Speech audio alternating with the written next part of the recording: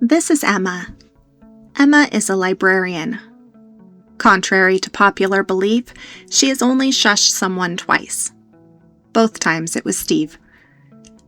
Emma believes libraries are one of the few places where absolutely anyone can walk in without knowing exactly what they're looking for and still leave with something they needed. She considers that a kind of magic.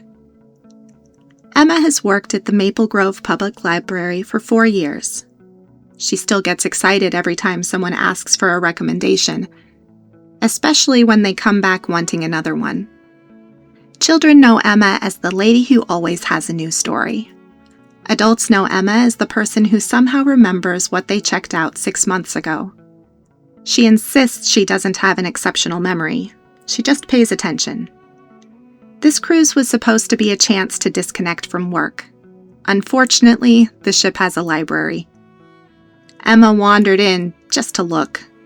3 hours later, she had accidentally started a book club. Nobody remembers deciding to join. They simply found themselves discussing mystery novels over coffee. Emma apologized once, then brought discussion questions the next day. Her suitcase contains 4 novels. She's already traded 2 of them with other passengers. She says books are happiest when they're being read. Emma hopes everyone finds one story they'll carry with them for the rest of their lives. She also hopes they remember to return it. History suggests that second goal may be a little ambitious.